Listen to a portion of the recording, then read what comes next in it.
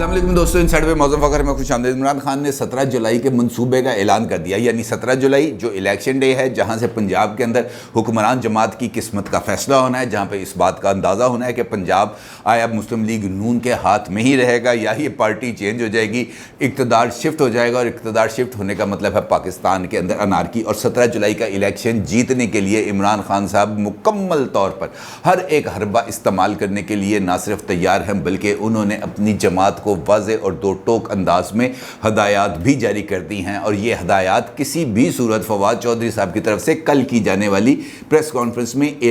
کے اعلان سے بالکل بھی مختلف نہیں ہے، جہاں پر فواد چودھری صاحب کا یہ کہنا تھا کہ جناب حق کو چھیننا پڑتا ہے، حق ہم لے کے رہیں گے اور حق کے لیے آواز بلند کرنا پڑتی ہے۔ یعنی جو لائن عمران خان صاحب نے فواد چودھری صاحب کو دی تھی، جو الفاظ فواد چودھری صاحب نے ادا کیے تھے، انہی الفاظ میں عمران خان صاحب نے اپنے فیوچر منصوبے کا اعلان کر دیا ہے۔ ان کا یہ کہنا ہے کہ ہر ایک صوبائی حلقے کے اندر ٹائیگر فورس کو منظم بھی کیا جائے گا اور متحرک بھی کیا جائے گا، اور ان کے متحرک ہونے سے پھر اگلے جو عوامل ہیں وہ اس کے اندر ایڈ آن ہو جائیں گے، پولنگ کا عمل ایڈ آن ہو جائے گا، پولنگ سٹیشنز کے باہر جو پولنگ کیمپس لگے ہوتے ہیں، جو ووٹرز کو ووٹر لسٹ کے مطابق پرچیاں بنا کے دیتے ہیں، وہ ایکٹیوز ہوں گے۔ اس کے بعد پولنگ سے لے کر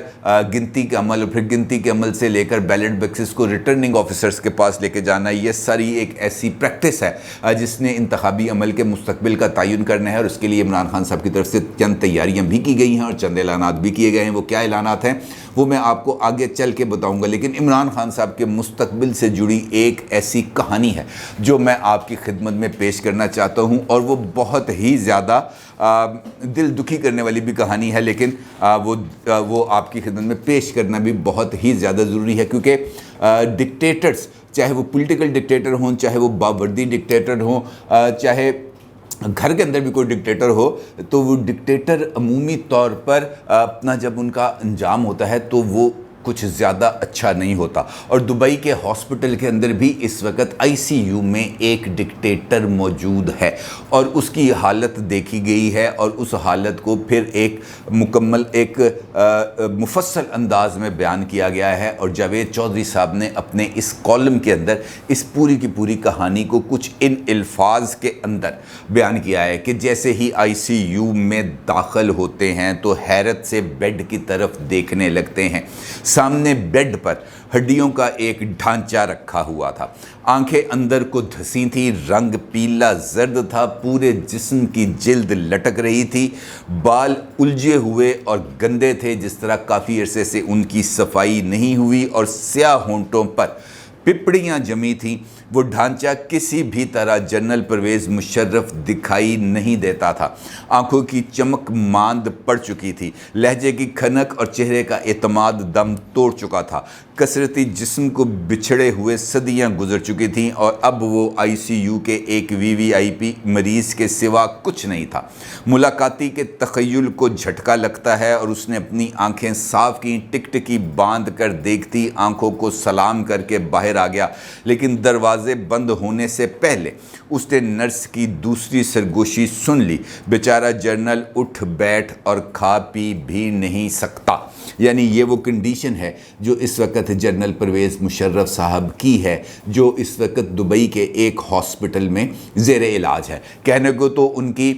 جو اچیومنٹس ہیں اس کی فہرست بھی بڑی طویل ہے، لیکن ان کی ناکامیوں کی اور ان کے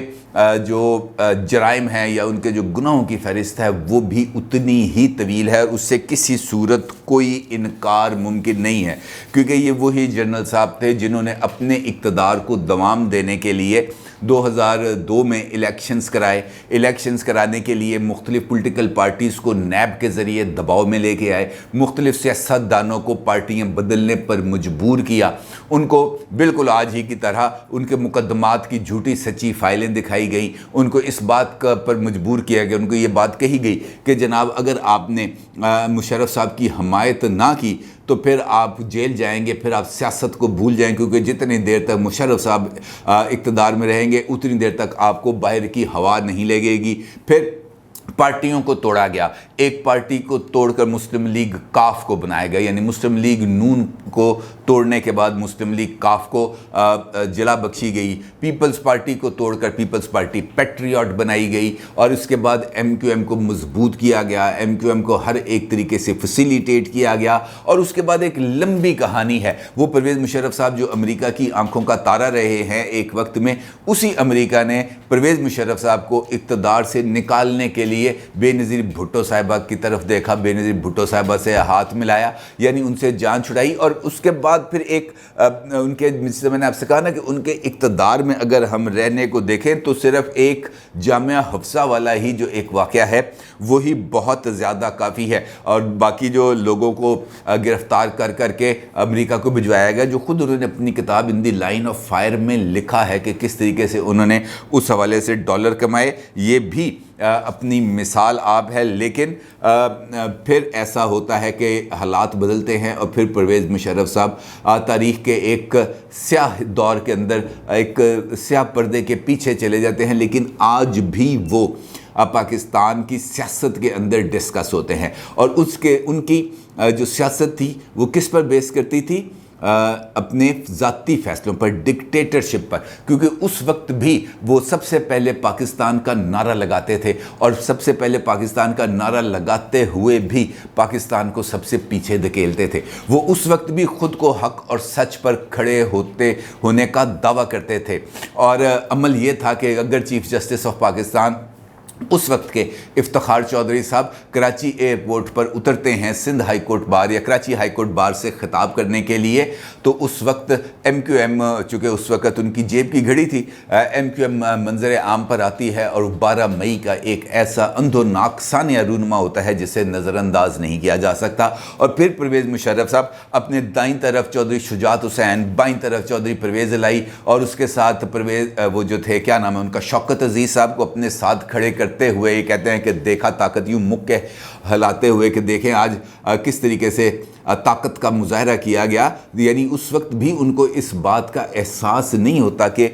मैंने आज बेगुनाहों का खून बहाया, किसी किस्म का कोई एहसास नहीं होता। लेकिन चूँकि वो ये समझते थे कि वो जो कुछ कर रहे हैं वो दुरुस्त है, वही पाकिस्तान का मफाद है और यही डिक्टेटर्स का अंजाम है, क्योंकि वो अपनी सोच से आगे या अपने ख़िलाफ़ सोचने वाले को पसंद नहीं करते। और अगर हम देखें तो पाकिस्तान की बहुत सारी पॉलिटिकल लीडरशिप के अंदर भी ऐसे ही जरासीम पाए जाते हैं। लेकिन इमरान खान साहब उससे थोड़ा सा हट के हैं, थोड़ा सा आगे हैं, क्योंकि उनकी और परवेज़ मुशर्रफ साहब की उठान एक जैसी है। एक वक्त में वो परवेज़ मुशर्रफ साहब के डाई हार्ड सपोर्टर हैं, फिर वही इमरान खान साहब परवेज़ मुशर्रफ साहब के ख़िलाफ़ हो गए, क्योंकि दोनों का स्कूल ऑफ थॉट एक जैसा ही था। लिहाजा वो स्कूल ऑफ थॉट आपको दोनों तरफ ही नज़र आता है। इमरान खान साहब के अंदर भी आपको वही डिक्टेटरशिप नज़र आती है, वही उनके पैमाने हैं कि जो मेरे साथ है वो पाक साफ है, वो नाता तोता है, वो चिट्टा है,